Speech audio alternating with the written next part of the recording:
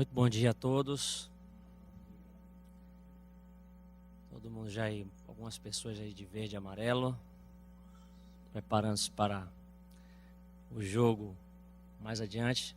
Eu também estou com um membro da seleção brasileira aqui, acho que eu peguei a gripe Fred. É um cone que fica parado dentro do seu pulmão, não é? Então, um pouquinho de paciência aí, acho que a voz aí, quando ela for aquecendo, vai melhorar um pouco. Porque cheguei um pouco afônico, e nós estávamos viajando também para complicar. Mas é muito bom a gente estar aqui hoje, nesse dia de sábado, de sol brilhando, como minha amiga já falou aqui, direto pela TV Harmonia, que é um importante canal que nós temos para nos comunicar com as pessoas que não podem estar aqui fisicamente, mas que desejam partilhar desses momentos de crescimento, de encontro, mesmo na distância física. Nós estamos conectados com todas essas pessoas que estão aqui conosco através da TV Harmonia. Honrar o pai e a mãe é um ponto importante no Evangelho, e é um ponto tão vasto que existem seminários para se tratar dessa questão, né? Família. Existe até um curso na Universidade Católica, não sei se ainda está, mas um mestrado em família. Tem até uma amiga minha, que é terapeuta, que fez, salvo engano, também o José Medrado, que é o palestrante espírita, fez esse mestrado em família, imagina. Então você fazer um mestrado no assunto, deve ter muita coisa para ser realmente levada em consideração e refletida nesse núcleo inicial, onde o espírito tem a oportunidade de começar na encarnação, não evidentemente não na sua existência, porque o espírito precede a família. É bom que se coloque isso já de ponto de partida. O espírito não é criado na família. O espírito não é criado nem pelo seu pai, carnal, nem pela sua mãe, carnal. Ele não foi criado no útero. Não foi criado através da concepção. O espírito. Não estamos falando aqui do corpo físico. Este sim. Este é um legado inalienável dos pais biológicos e da família biológica. Porque, de fato, o corpo físico é provido pelo pai e pela mãe. E por que não dizer pelos avós, pelos bisavós, já que há uma cadeia genética construindo este ser físico. Ser físico. Só que nós não somos, eu, você, que está aí sentado me olhando, nós não somos seres físicos. Nós somos seres físicos também. Também somos seres físicos. Mas, essencialmente, somos seres espirituais. E tomamos um corpo para existir aqui nesse plano. Para se tornar real aqui, agora. Poder pegar aqui nesse microfone, bater na mesa, coçar a perna, coçar a cabeça, tossir, como eu estava tossindo há poucos minutos. Esse corpo é que proporciona ao espírito essas experiências. Nós somos seres espirituais que têm experiências humanas, corpóreas, carnais. Não seres humanos que têm experiências espirituais. Essa frase não é minha, é de Teilhard de Chardin. pensador, grande pensador. Nós somos seres espirituais que têm experiências humanas. Então, quando nós começamos a colocar as coisas nesse termo, desta forma, olhar para a questão familiar, olhar para a questão da nossa relação com o nosso pai, com a nossa mãe biológica, para a nossa família biológica, passa a ser um exercício completamente diferente de que se nós olhássemos do ponto de vista estritamente biológico, corpóreo. E no Evangelho está colocado, nesse mesmo Evangelho aí que minha amiga leu, que os verdadeiros laços familiares não são os sanguíneos. Embora eles tenham muita importância. Ora, é por isso que existem os brasões. Nós não vivemos mais na época dos brasões, não é? Mas se viajássemos no tempo, nós iríamos encontrar os brasões familiares. Estão lá nos castelos, o sujeito é da família. Parece um pouco como essa coisa de marcar boi, não é? Você tem um carimbo, o brasão da família tal, né? Eu sou Queiroz, brasão da família Queiroz, o brasão da família Figueiredo, e ela vai.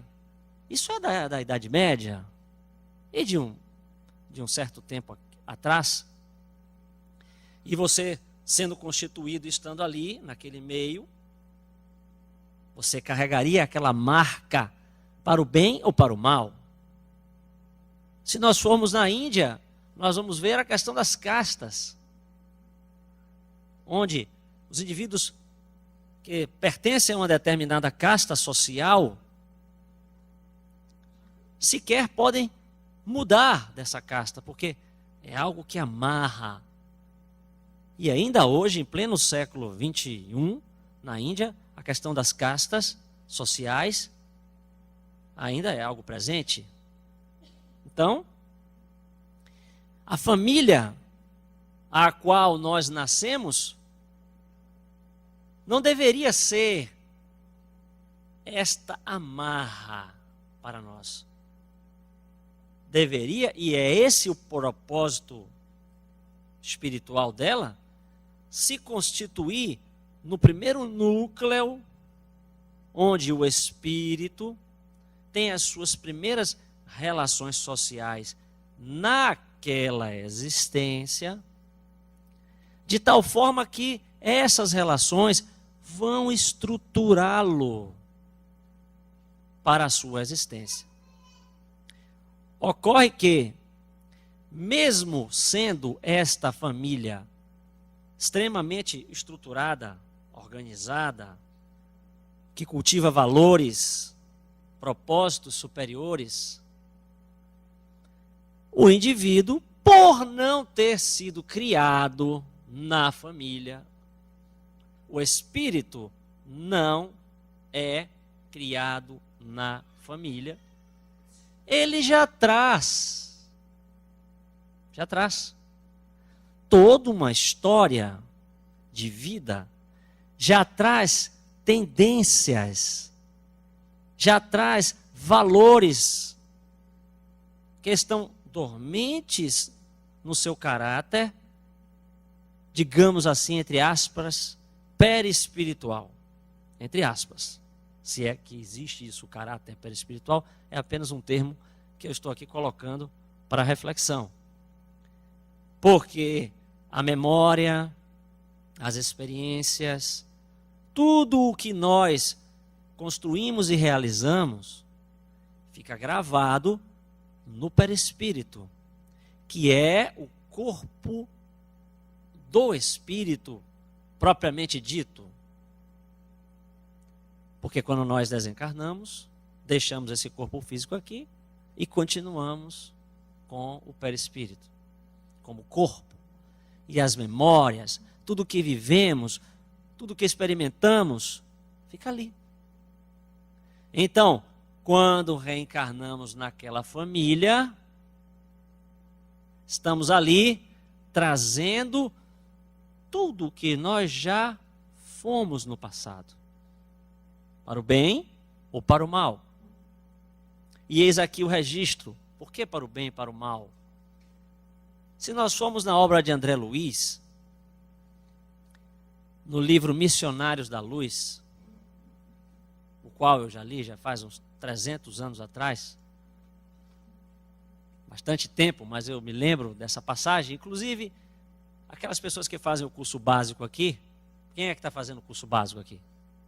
Ó, presença boa. E tem os que já fizeram, com certeza.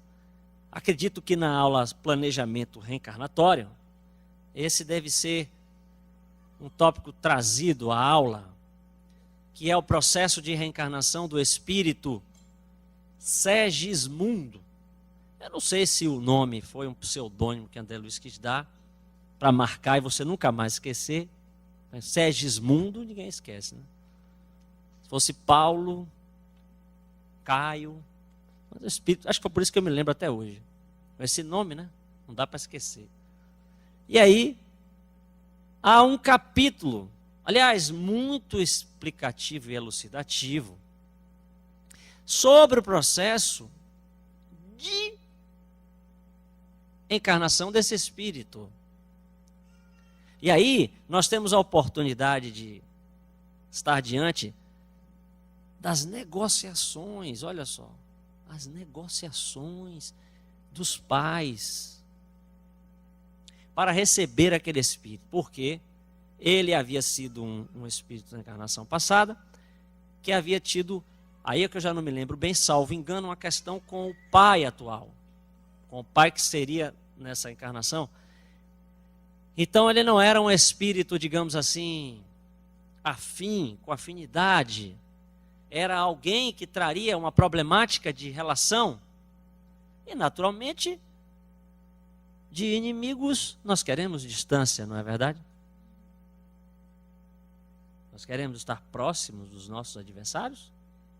Você pode até dizer que é aquela pessoa que já perdoou, desde que a pessoa não atravesse do mesmo lado da rua sua. Tudo bem, ela pode atravessar do lado de lá, está tudo bem. Mas não atravesse aqui do meu lado não. Eu já te perdoei, mas fique lá do outro lado. É melhor, é mais seguro. De repente, aqui pode ter um buraco, eu sou um cara esperto, você pode cair. Não é? Tem esse tipo de perdão, né? Aí eu já perdoei fulano, mas deixa ele lá e eu cá. Eu já perdoei. Mas ele lá e eu cá. Melhor assim. Não é melhor para todo mundo? Para que ele vir para cá? Então esse perdão é um perdão comum que a gente dá, né? É um perdão altamente evangélico. Oferece a outra face. Então, o adversário, o inimigo, não é alguém que a gente deseja estar do nosso lado, para conviver. A gente até entende que ele deva viver a vida dele. Deixa ele lá. Mas trazer para a nossa família, para dentro de casa, pense, você trazer o seu adversário para dentro de casa, para morar com você, para dizer de manhã, bom dia papai, bom dia mamãe, e aí? Vocês fariam isso? Vocês trariam um adversário para dentro de casa? Alguém que lhe roubou? Alguém que lhe traiu? Que lhe deixou na rua da amargura? Trariam? Mas eu tenho uma notícia para dar para vocês. Eu tenho uma notícia. Não sei se eu devo. Eu perguntar à coordenadora, você acha que eu devo dar? Coordenadora é daquela escola das antigas que o professor tem que ser duro. Eu tenho uma notícia muito séria para dar para vocês. Eu não sei de quais são vocês aqui. Agora, certamente, muitos de vocês têm um adversário dentro de casa. de vidas passadas. Eu não sei se é filho, se é irmão, se é marido, se é esposa, não sei o que é. Agora, estatisticamente, deve ter aqui pelo menos a metade. Então, tudo bem que o IBGE está de greve, mas eu acho que a estatística dá para garantir, mesmo não estando de greve, eu acho que dá para garantir uns 50%. Vocês têm dentro de casa um adversário, um inimigo, imagine, de vidas passadas, alguém que, sei lá, ou até mesmo você, né? Pode ter causado dano a ele, e ele ficou tão chateado com você que ele disse que a primeira oportunidade ele ia pegar seu pescoço e ia dar uma mordida, igual aquele jogador. Cuidado. Viu? A mordida, rapaz, você tem um dente, o negócio é sério. Agora o pessoal vai ter que jogar futebol igual aquelas roupas de futebol americano, que tem aquelas ombreiras. Já viram? Capacete, acho que daqui a pouco está assim. Então, é um fato inequívoco. E é nisso que nós vemos no livro A Vida, Missionários da Luz, a negociação, para que os pais aceitassem trazer aquele indivíduo que eles precisavam se recompor. E a bênção da reencarnação, proporcionando esse momento. Então são vários desdobramentos. Porque toda noite você morre um pouquinho, né? Você sabe que toda noite você morre. Só que morre e reencarna acordando. Às vezes com a cutucada da mulher ou do marido. Aí você reencarna, voltou. Porque toda noite você sai do corpo. Você desdobra. É tipo uma morte. Você não morre porque está ligado ainda, realmente. Aí vai e volta.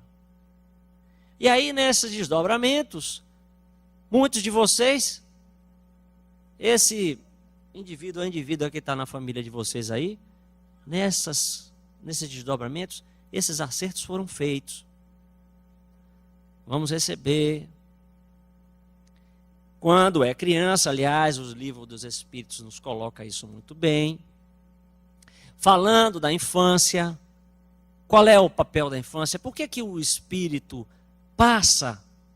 Olha, já tem mais de 300 mil anos, aí tem que voltar a ser criança de novo, tem que ficar todo dengozinho, todo molinho, fofinho, tirando aquela hora, 3 horas da manhã que ele acorda, que é uma beleza. Tem pai e mãe aí que está recente aí na plateia? Está dormindo bem? Como é que está o negócio? E o pai está trocando a fralda da sua mamãe? Eu já sou da geração que troquei fralda, viu? A geração dos meus pais o negócio era mais diferente, mas minha mulher disse, não sei porque, vai lá trocar. E meu filho nasceu com alergia a leite de vaca. E aí ele começou a tomar leite de soja, e vocês pensem que o negócio que é problema é leite de soja. O resultado. Eu estava lá, né? Então você está lá, né? Limpando o serviço do seu adversário. Ou não estou dizendo, por favor, hein? Daqui a pouco vocês vão olhar para os filhos de vocês e vão assim, você vai ver, fique quietinho. Por favor. O fato é que, no momento da infância, por que a infância? Porque fica ali, tirando essa hora, 3 horas da manhã, né? Ou quando você quer almoçar ali com um ano e ele está chorando, ou quer assistir um filme, essas coisas. É uma maravilha, né? Cutuco de mamãe, que coisa mais linda. Não é? Vai pegar na bochechinha assim, coisa mais fofa. A infância é para isso. A inocência, a pureza do espírito ali. Então ele é acolhido. Por mais que ali esteja alguém que a gente vai, naquela encarnação, se acertar, digamos assim, né? Vai reconstruir, vai se reconectar através da maior lei de todas, que é o amor. A lei do amor. Que ela precisa se processar. E para a gente evoluir, nós precisamos aprender as leis. E a maior delas é a lei do amor. Está lá no Livro dos Espíritos.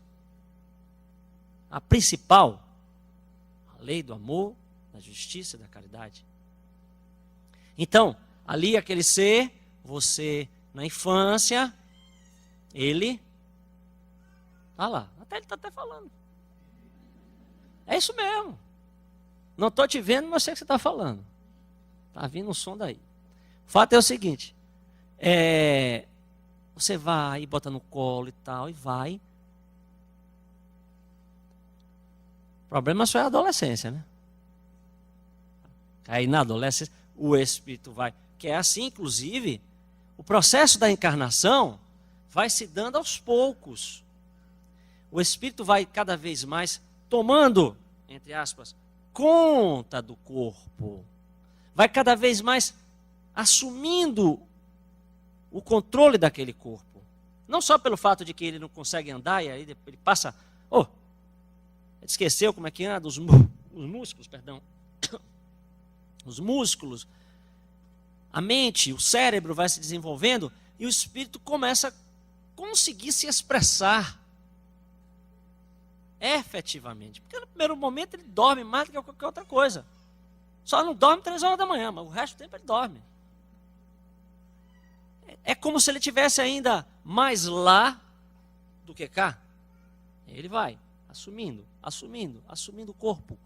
E vai cada vez mais projetando quem ele é. Evidentemente que à medida que vai se passando os anos, aí sim o conteúdo dos pais da atual encarnação vai sendo inoculado ali.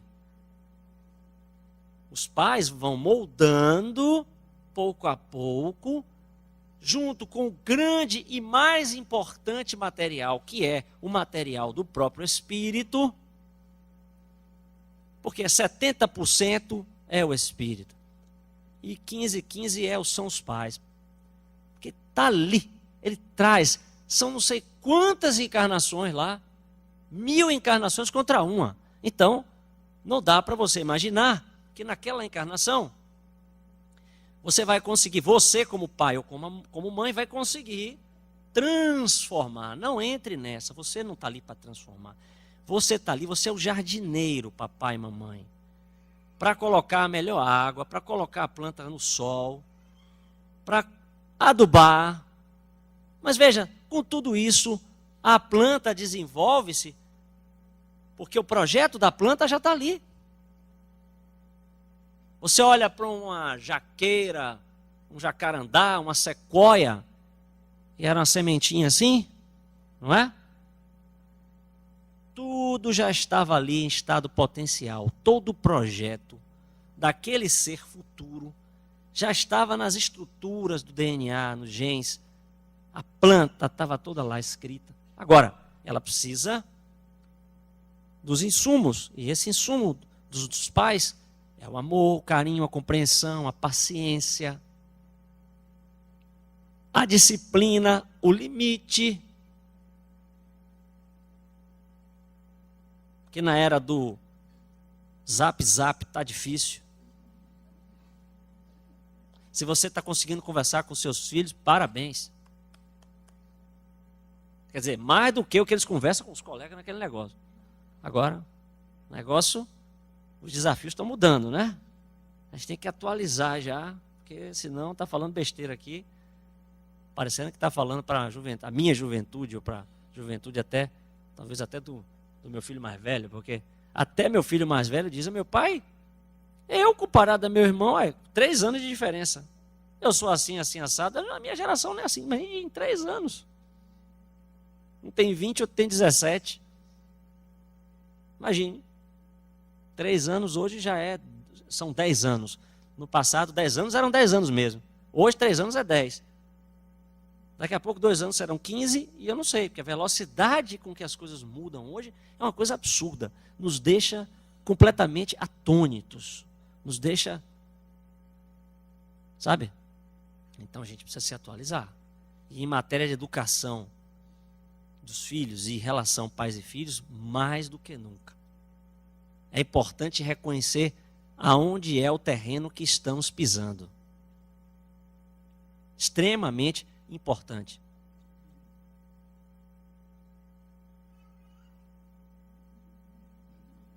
Eu disse, foi isso mesmo que eu falei. Exatamente. Vejam, então, esse ser que não vem pronto, mas que traz uma bagagem já muito forte, você como pai, como mãe, vai ter que aprender a lidar. E não dá para fugir da responsabilidade? Tanto dá que muitos fogem. Ou não? Quantos pais que se fogem da responsabilidade? Mas a bola está com você, pai e mãe. Agora, do ponto de vista lá, já que o capítulo fala sobre honrar pai e mãe, o capítulo traz o olhar do ponto de vista do filho. Sejamos todos filhos agora e olhemos para os nossos pais, sejam eles nas mais diferentes gerações, porque aqui temos idades diferentes nesse público. Temos aqui pessoas que são filhos de pais de uma geração da década de 60, de uma geração da década de 50, de 70, tem de todo mundo aqui. Então, evidentemente, são pais que trazem valores e propostas diferentes de vida, adequadas à sua época, adequadas também à crença religiosa. Por exemplo, a religião molda muito os nossos valores. Depois da família propriamente dita, a religião que você professa estabelece claramente para você, se você resolve segui-la, quais são os parâmetros daquilo que pode, daquilo que não pode, daquilo que é correto, daquilo que não é correto, daquilo que cabe, daquilo que não cabe. As religiões definem isso. Aliás, é até da natureza da religião. Normalmente, a religião define sim e não. Essa coisa de mais ou menos está mais para psicologia. Agora, a religião diz assim, isso está certo, isso está errado, isso é assim.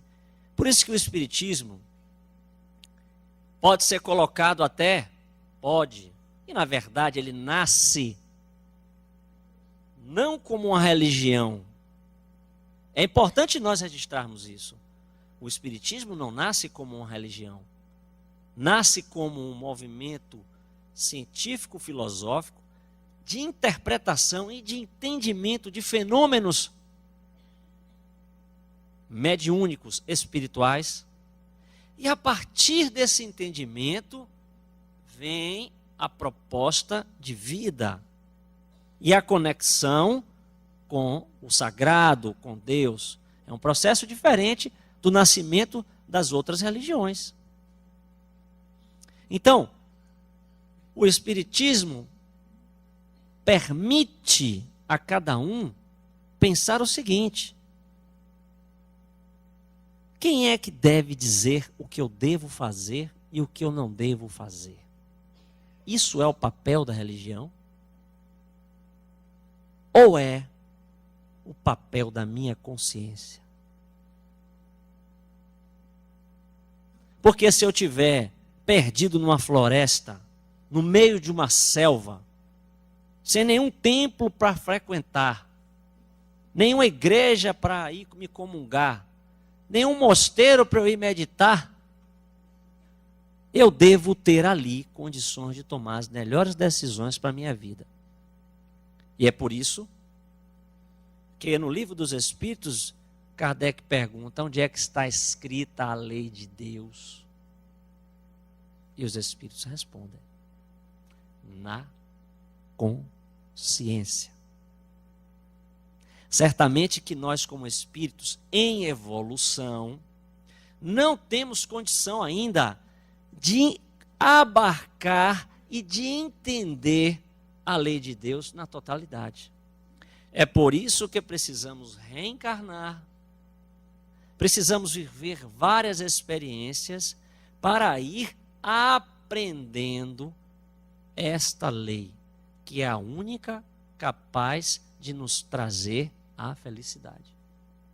A única forma de você e eu sermos felizes é nós estarmos alinhados na lei de Deus. E para isso precisamos compreendê-la. E voltando à questão, a lei do amor é a principal. E qual melhor lugar senão a nossa família para nós aprendermos a exercitar a lei do amor? Até porque muitas vezes nós nos reconhecemos, olhamos para os nossos pais ou para os nossos familiares e dizemos assim: meu Deus, eu não me sinto pertencendo aqui a essas pessoas. Eu gosto muito de minha mãe, de meu pai, mas meu pai e minha mãe não são os meus melhores amigos. É possível isso acontecer? Será que você pode trocar confidências? Quantas pessoas aqui podem trocar confidências com seu pai ou com sua mãe, de forma que eles o entendam agora? Certamente que há pessoas aqui que podem, e ainda bem, mas, mais certamente ainda, muitas pessoas aqui não podem. Seja porque não tem uma relação boa com seus pais, seja porque a sua cabeça, o seu mundo mental está muito distante do mundo mental dos seus pais. Seja por questão de idade, seja por questão de gostos, afinidades. E aí? Isso se coloca. Quantas pessoas vão visitar os seus pais aqui por obrigação e não por desejo? Certamente que muitas pessoas têm isso. Eu já ouvi isso da boca de algumas pessoas. Minha mãe é insuportável, meu Deus, não aguento mais. Vocês nunca ouviram isso? É uma constatação que só reforça aquilo que eu falei no início. Seu pai e sua mãe não lhe criou. Não é por aí que você deve encontrar o mecanismo e a motivação para honrá-lo, para respeitá-lo. Não é por lembrar, ele é sangue do meu sangue. Não. Você não foi colocado nessa encarnação junto com esses seres para devotar amor e respeito a eles por este motivo. Muito embora é importante lembrar que a gratidão por esses espíritos ter lhe dado a oportunidade de encarnar, de prover o seu corpo físico, e no momento em que, se você não tivesse a comida na boca, você desencarnaria? Ou por acaso você, com 1 mês de vida, consegue comer? Consegue? Alguém aqui conseguia? Respirar, tudo bem. A comer? Comer. Não é? Então, alguém te deu comida na boca. Por um bom tempo. E se não desse, você não estaria aqui agora olhando para mim e para os nossos ilustres coordenadores. Então, minimamente por isso, a gratidão. Olha só. Aí nós vamos ver no Evangelho a colocação de Jesus. a gratidão por esta encarnação, ela é irretratavelmente devida a seus pais biológicos. Você pode até me dizer, mas eu não conheci, eu sou filho adotivo. Então sua mãe adotiva lhe deu comida na boca. Coloque nela, porque por umas circunstâncias ou outra, porque essa questão da adoção aí é um espectro muito amplo, não vou me alongar. De certo modo, quero dizer, aquele pai ou aquela mãe que lhe proveu a possibilidade de existir. Então, isso é uma gratidão a que nós estamos indelevelmente conectados. Podemos até não respeitá-la, mas estamos conectados. E sabe, se tem algo que nos aproxima do divino, é nós aprendermos a agradecer. Quem agradece é rico. Quem pede é pobre. Quem agradece é rico. Sabe por quê? Porque se você está agradecendo é porque você reconhece que ganhou alguma coisa, que tem alguma coisa. Ou não? A gratidão é algo que lhe conecta ao divino, que lhe faz entrar na identidade real do seu ser. Você é luz. Você é rico. Não foi eu que disse? Foi Jesus. Vós sois deuses. Podeis fazer mais do que eu. É, Jesus. Então, como você vai reconhecer? Se você agradece, se você olha para o universo e diz, olha quanta coisa eu tenho. Eu tenho os meus pais. Eu hoje não me dou com eles. Tenho problemas. Mas eles me proporcionaram a reencarnação. E eu sou uma pessoa feliz ou não. Pode até não ter uma relação direta com os pais. Porque eu contei essa história aqui várias vezes, não vou contar rápido, porque senão toda vez ele conta essa mesma história. Mas ela é muito elucidativa, né? Aquela famosa história dos dois, do pai que era alcoólatra, e um filho virou juiz, e o outro virou criminoso. E o repórter foi lá e perguntou ao criminoso por que é que ele tinha se tornado criminoso. Ele disse, eu chegava em casa, via meu pai batendo na minha mãe, bêbado, xingando. Você queria que eu me tornasse o quê? Aí o outro que se tornou juiz, o repórter foi lá e perguntou a ele, sim, por que você se tornou juiz? Você queria que eu fosse o quê? Eu chegava em casa, via meu pai batendo na minha mãe, xingando, bebendo. Tudo que eu podia dizer para mim é que eu nunca queria ser um homem como aquele. Eu tinha que ser o contrário disso. Olha, é o mesmo pai. Vocês já ouviram essa história, certamente? Mas ela é muito valiosa nessa reflexão. Faz sentido para vocês? Então, honrar o pai e a mãe é o exercício da gratidão. E é sempre bom agradecer. É sempre extremamente valioso agradecer. A gratidão nos conecta à nossa própria grandeza.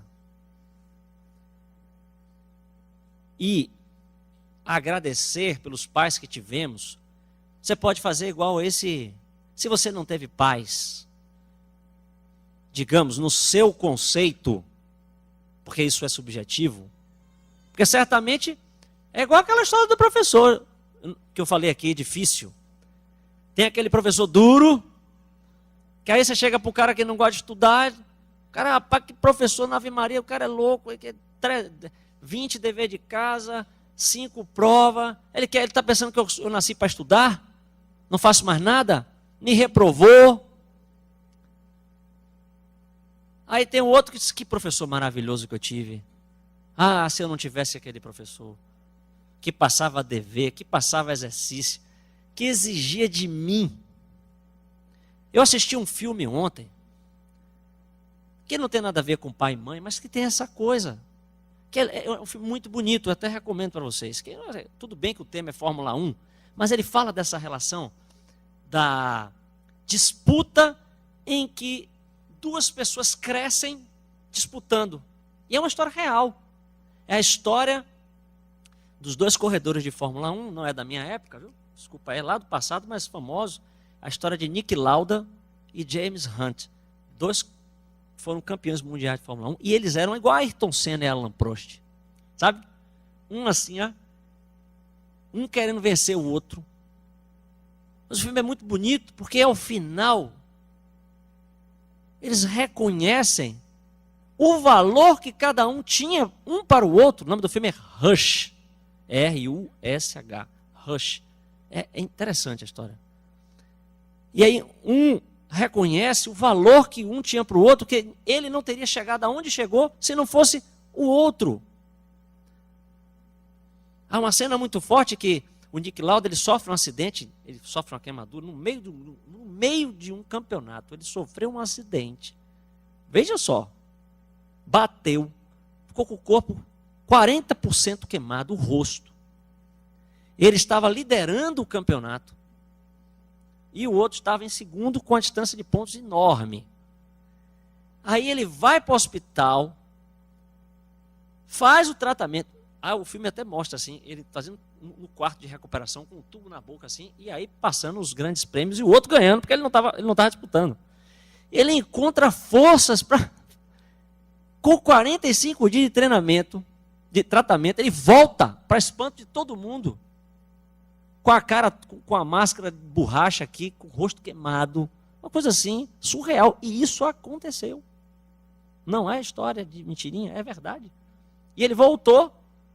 E eu não vou contar o final, para não ficar sem graça. Eu só vou contar que, no final, eles reconhecem o valor que um tinha para o outro. E aquela inimizade era apenas um móvel para aqueles espíritos crescerem. E muitas vezes a nossa família diversa, nosso pai, nossa mãe, pode não ser aqueles que tiveram pais maravilhosos e que hoje se sentem bem com isso, parabéns. Aqueles que tiveram pais que em algum momento podem ter se tornado adversários, o que eu desejo é que vocês possam fazer essa reinterpretação. Perceber que no fundo eles podem ter sido ou poderiam ter sido uma importante mola propulsora para a sua vida. E essa gratidão nós devemos ter sempre. Jesus não era de dizer coisa da boca para fora. Quando ele disse, honrai a seu pai e sua mãe, ele sabia o que estava dizendo.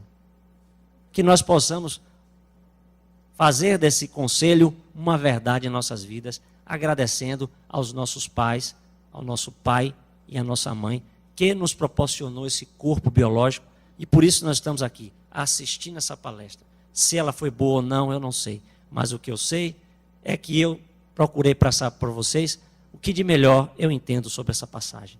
Muita paz para vocês e um bom jogo.